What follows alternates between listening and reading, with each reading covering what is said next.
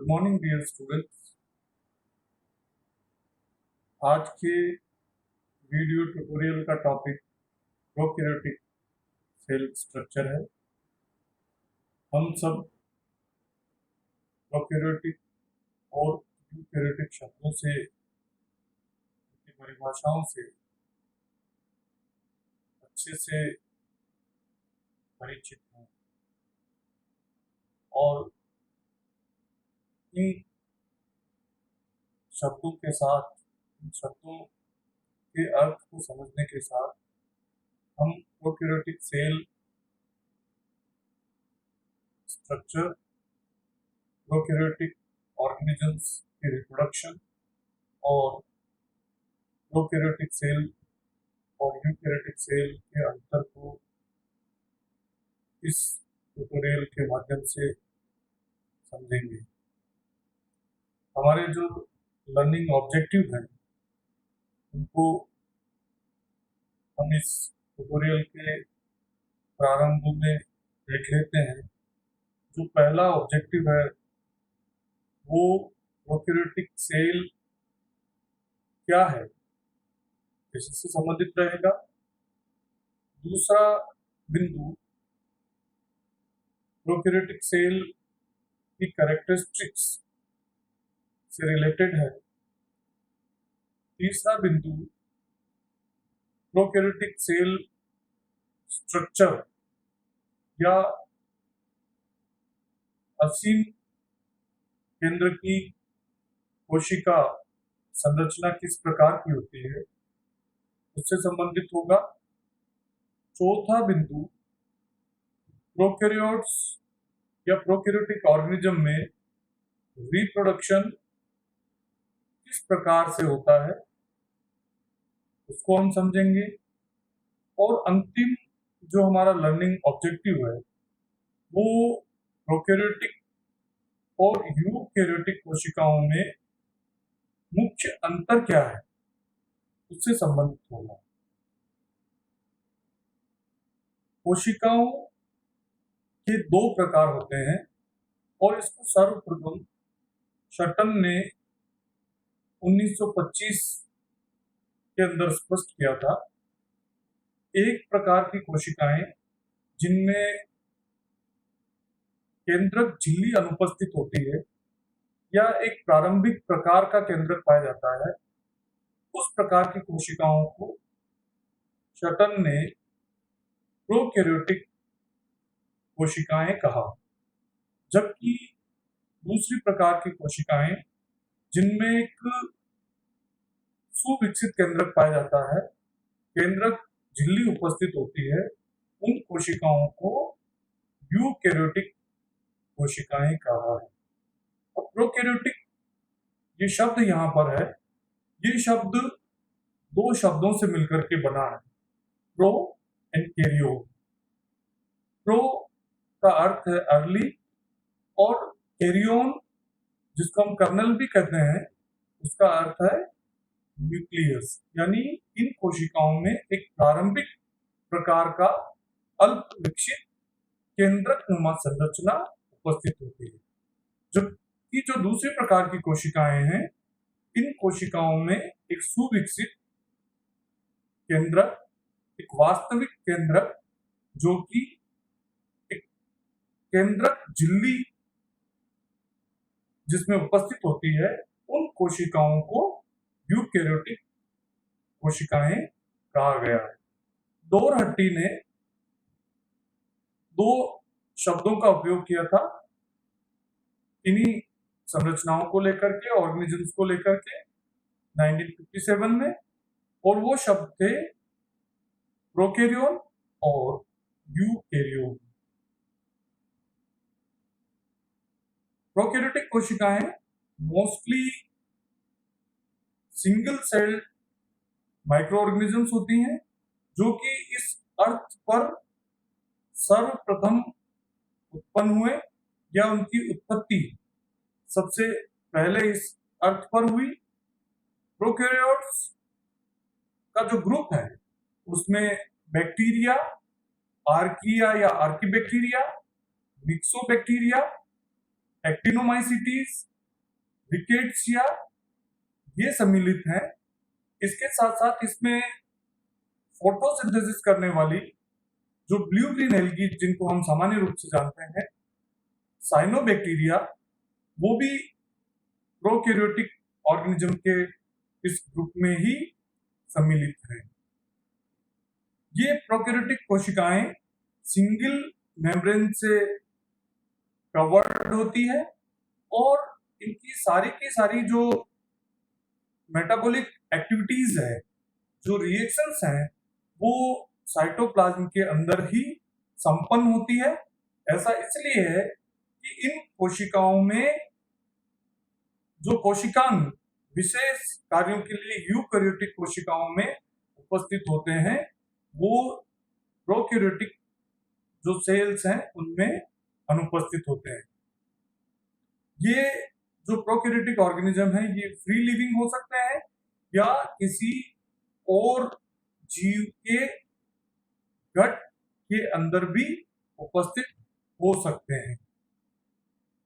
जो दूसरा एस्पेक्ट है आज का हमारा, वो है कैरेक्टरिस्टिक्स ऑफ प्रोकैरियोटिक सेल। तो जब हम प्रोकैरियोटिक सेल की जो इंपॉर्टेंट जो डिस्टिंग्विश्ड कैरेक्टर्स है, उनको जब हम देखते हैं तो सबसे पहला और महत्वपूर्ण कैरेक्टर इसमें जो हमको दिखता है या जिसके आधार पर इनको एक समूह में रखा गया है, और वो कैरेक्टर है केंद्रक झिल्ली की अनुपस्थिति। यानी केंद्रक झिल्ली इन ऑर्गेनिज्म के अंदर विद्यमान नहीं होती है। इसके साथ साथ जो अन्य कोशिकांग हैं, जिनमें mitochondria, Golgi bodies, chloroplast, lysosome इत्यादि भी अनुपस्थित होते हैं। ये भी एक महत्वपूर्ण लक्षण प्रोकैरियोटिक कोशिकाओं का होता है। तीसरा जो लक्षण है, प्रोकैरियोटिक कोशिकाओं का जितना भी जेनेटिक मटेरियल है, वो एक सिंगल क्रोमोसोम पर उपस्थित होता है। अगला जो महत्वपूर्ण लक्षण है प्रोकैरियोटिक कोशिकाओं का, वो हिस्टोन प्रोटीन की अनुपस्थिति से संबंधित है। यूकैरियोटिक कोशिकाओं के क्रोमोसोम में डीएनए के साथ हिस्टोन प्रोटीन्स पाया जाता है, लेकिन प्रोकैरियोटिक कोशिकाओं में हिस्टोन प्रोटीन अनुपस्थित होता है। जो प्रोकैरियोटिक कोशिकाएं हैं, इनके ऊपर उपस्थित सेल वॉल ये कार्बोहाइड्रेट और अमीनो एसिड से निर्मित होती है, जबकि जो यूकैरियोटिक सेल्स हैं, जिनमें प्लांट सेल जिनमें सेल वॉल उपस्थित होती है, या फंगल सेल्स जिनमें सेल वॉल पाई जाती है, प्लांट सेल में सेल वॉल सेलुलोज से निर्मित होती है, जबकि जो फंजाई की कोशिकाएं हैं, उनकी सेल वॉल काइटिन से निर्मित होती है। जो प्लाज्मा मेम्ब्रेन है प्रोकैरियोटिक कोशिकाओं की, वो माइटोकॉन्ड्रियल मेम्ब्रेन की तरह कार्य करती है, क्योंकि प्रोकैरियोटिक कोशिकाओं में माइटोकॉन्ड्रिया अनुपस्थित होते हैं और माइटोकॉन्ड्रिया से संबंधित जो रेस्पिरेटरी एंजाइम्स हैं, वो माइटोकॉन्ड्रिया की अनुपस्थिति होने से जो प्लाज्मा मेम्ब्रेन है, उसकी इन्वेजिनेशंस या उसकी जो फोल्डिंग्स है, जिनको हम मिजोसोम्स के नाम से जानते हैं, उस पर पाए जाते हैं। जो प्रोकैरियोटिक कोशिकाएं हैं, ये दो प्रकार से रिप्रोड्यूस कर सकती है, यानी इनमें एसेक्सुअल प्रकार का रिप्रोडक्शन जब पाया जाता है और सेक्सुअल रिप्रोडक्शन भी इनमें उपस्थित होता है। एसेक्सुअल रिप्रोडक्शन बाइनरी फिशन या विखंडन इसके द्वारा होता है, जबकि जो सेक्सुअल रिप्रोडक्शन है, ये तीन प्रकार से हो सकता है। उसमें कॉन्जुगेशन, ट्रांसफॉर्मेशन और ट्रांसडक्शन, ये तीन प्रकार का सेक्सुअल रिप्रोडक्शन प्रोकैरियोटिक ऑर्गेनिजम्स के अंदर उपस्थित होता है। प्रोकैरियोटिक सेल स्ट्रक्चर को जब हम देखते हैं डिटेल से, तो सबसे ऊपर, सबसे बाहर की तरफ इसमें एक आवरण पाया जा सकता है प्रोकैरियोटिक कोशिकाओं में, और उस आवरण को हम कैप्सूल के नाम से जानते हैं। ये एक आउटर मोस्ट प्रोटेक्टिव कवरिंग है जो बैक्टीरियल सेल से इनमें उपस्थित हो सकता है, और ये सेल वॉल के अतिरिक्त होता है। ये कोशिकाओं की मॉइस्चर को रिटेंशन का काम करता है। इसके साथ साथ ये कोशिकाओं को सुरक्षा प्रदान करता है। साथ ही ये कैप्सूल कोशिकाओं को न्यूट्रिएंट्स की अवेलेबिलिटी भी कराता है, और ये किसी सरफेस से अटैच होने में भी सहायता करता है। दूसरा जो कवरिंग है प्रोकैरियोटिक कोशिकाओं में, वो कहलाता है सेल वॉल, और ये सेल वॉल कोशिकाओं को एक आकार प्रदान करता है। प्रोकैरियोटिक कोशिकाओं में, जैसा मैंने आपको पहले बताया था, जो सेल वॉल है ये कार्बोहाइड्रेट और अमीनो एसिड या प्रोटीन्स के द्वारा निर्मित होती है, और एक स्पेशल कार्बोहाइड्रेट, जिसको हम कार्बोहाइड्रेट और प्रोटीन, उसको म्यूकोपेप्टाइड या पेप्टाइडोग्लाइकन, जिसमें एन एसिटाइल ग्लूकोसेमाइन और एन एसिटाइल ब्यूरेमिक एसिड ये मिलकर के एक ब्यूरेमिक एसिड बनाते हैं, और ये ब्यूरेमिक एसिड प्रोकैरियोटिक कोशिकाओं की कोशिका भित्ति का निर्माण करता है। नेक्स्ट स्ट्रक्चर इनमें साइटोप्लाज्म जो है वो पाया जाता है, और साइटोप्लाज्म में कई प्रकार के एंजाइम्स, कई प्रकार के सोल्ट्स और सेल ऑर्गेनेल के नाम पर केवल राइबोसोम्स इनमें उपस्थित होते हैं। ये एक जेल लाइक कंपोनेंट होता है, और ये संपूर्ण साइटोप्लाज्म जो है एक सिंगल लेयर्ड प्लाज्मा मेम्ब्रेन या सेल मेम्ब्रेन के द्वारा कवर्ड होता है। ये सेल मेम्ब्रेन इन कोशिकाओं में जो सब्सटेंसेस अंदर की तरफ एंट्री करेंगे या एग्जिट करेंगे, उनके रेगुलेशन का, उनके नियमन का काम करता है।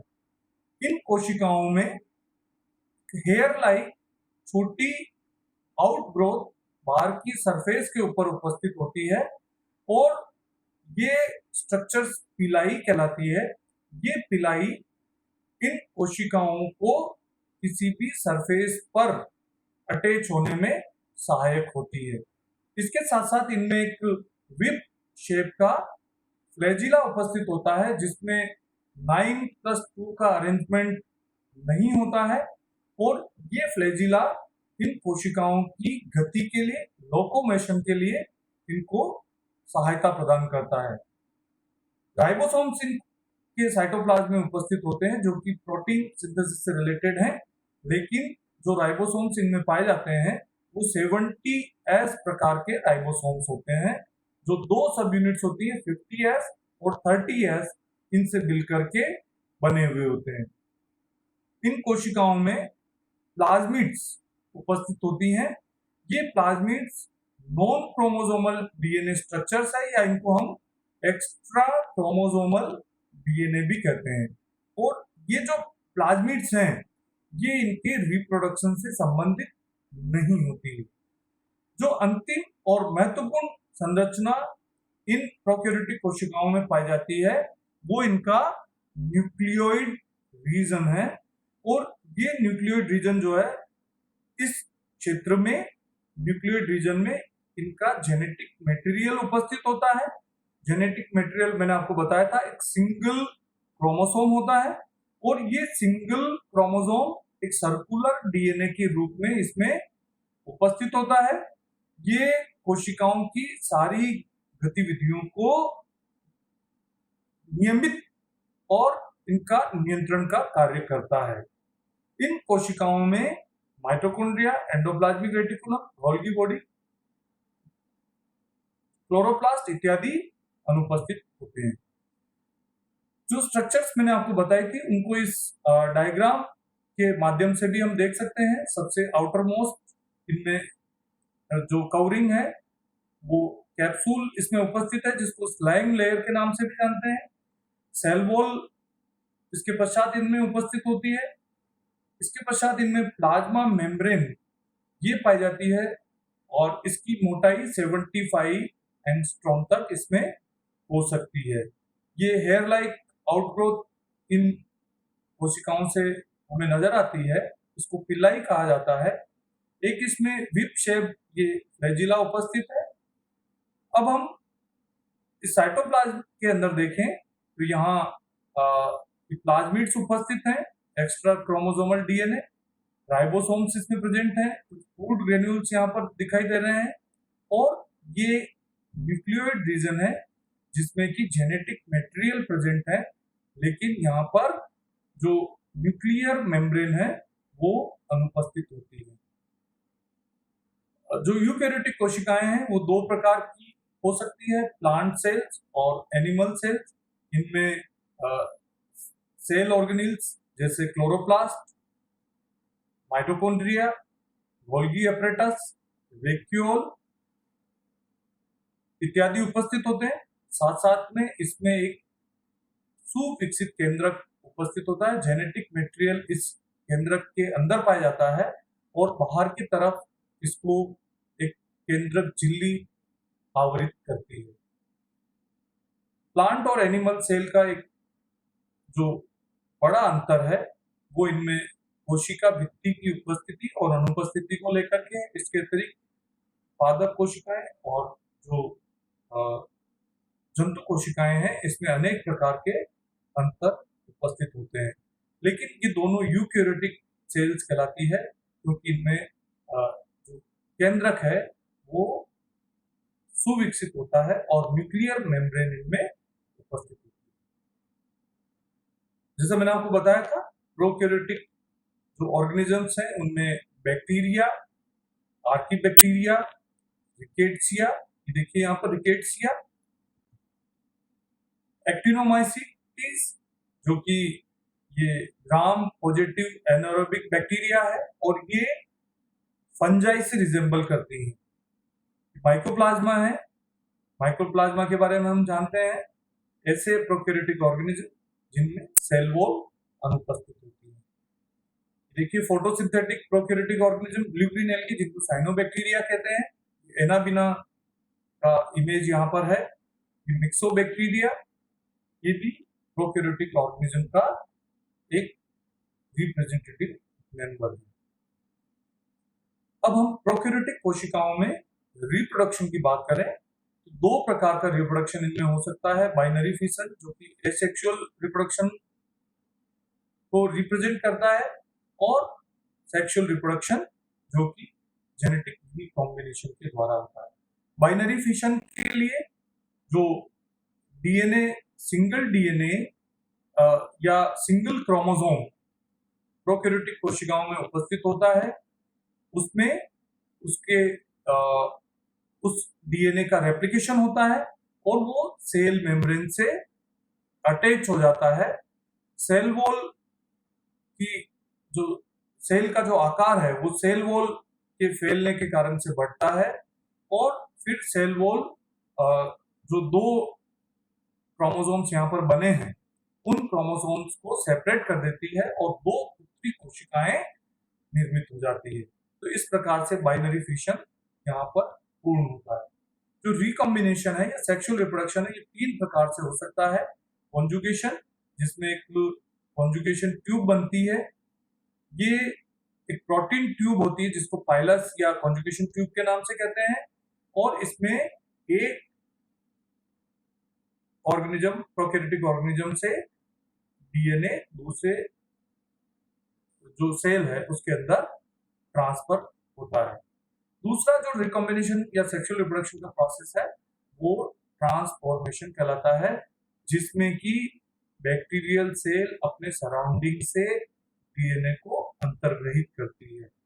तीसरे प्रकार का जो रिकॉम्बिनेशन का मेथड है उसको हम ट्रांसडक्शन कहते हैं और ट्रांसडक्शन के अंदर वायरस के थ्रू या जिनको हम बैक्टीरियोफेज के नाम से जानते हैं वो एक सेल से डीएनए मटेरियल को दूसरी सेल के अंदर ट्रांसफर करते हैं और वहां पर डीएनए का रिकॉम्बिनेशन होता है।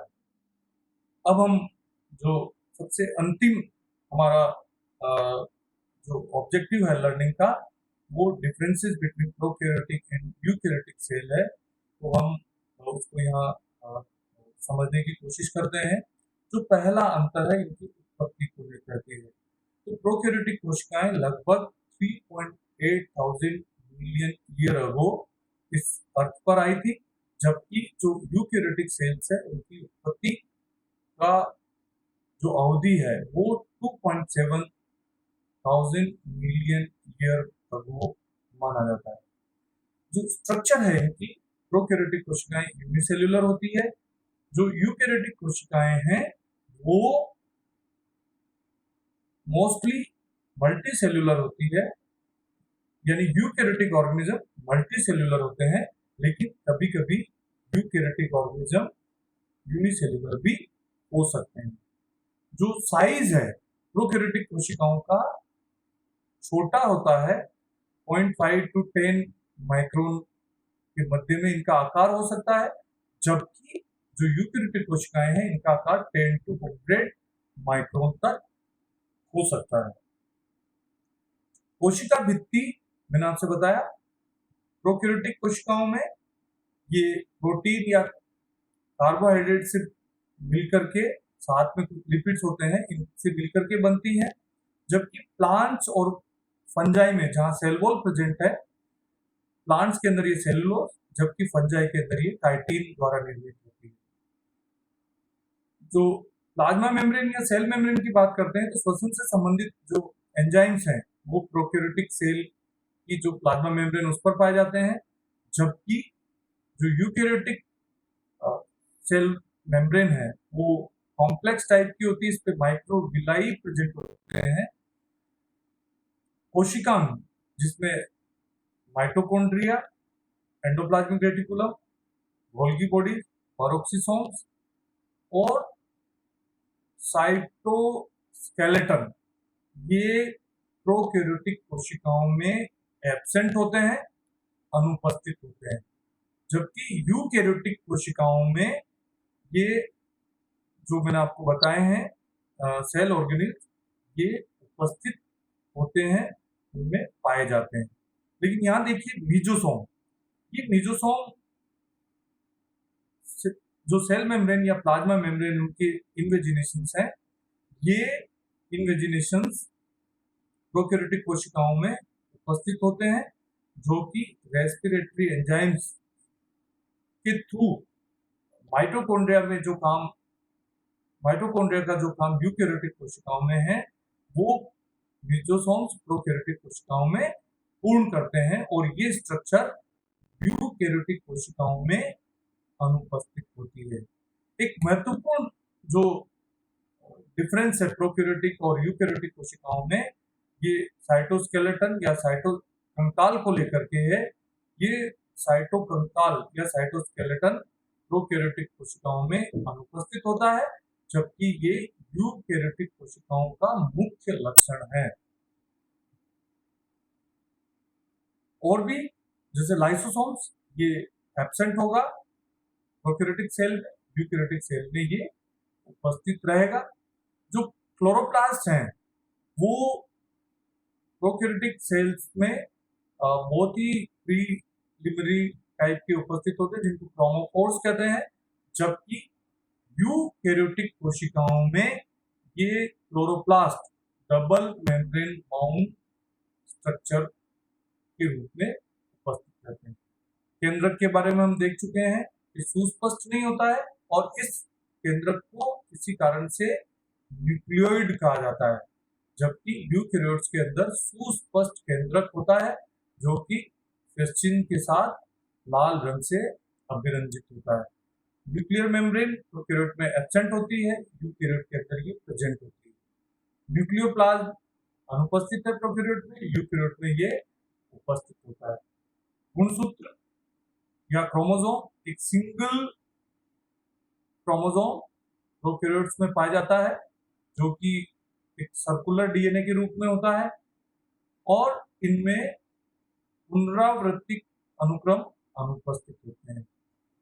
यूकैरियोट्स के अंदर एक से अधिक गुणसूत्र पाए जाते हैं, और इनके अंदर पुनरावृत्ति अनुक्रम उपस्थित होते हैं।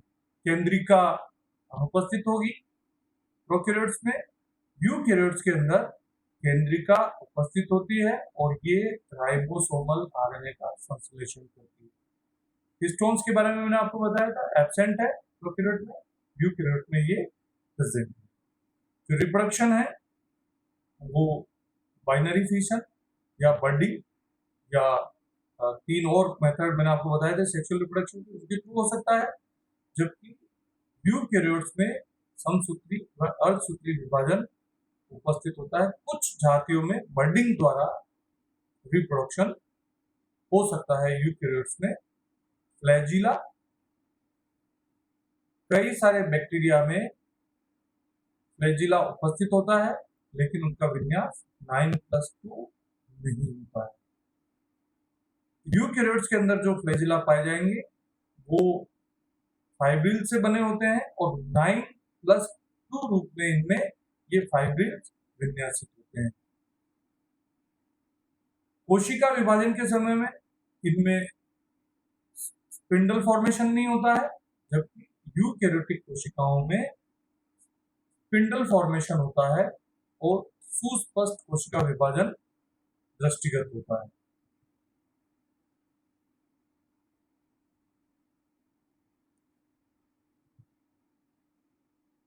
तो ये जो कुछ अंतर थे हमने अभी इस ट्यूटोरियल के माध्यम से स्पष्ट किया। प्रोकैरियोटिक और यूकैरियोटिक सेल्स के अंदर एक बार जिन बिंदुओं का हमने अध्ययन किया था उनको फिर से देखते हैं।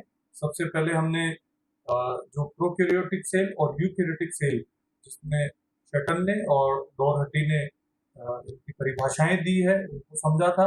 इसके पश्चात हमने जो प्रोकैरियोटिक सेल्स है उसकी कैरेक्टरिस्टिक्स को देखा था।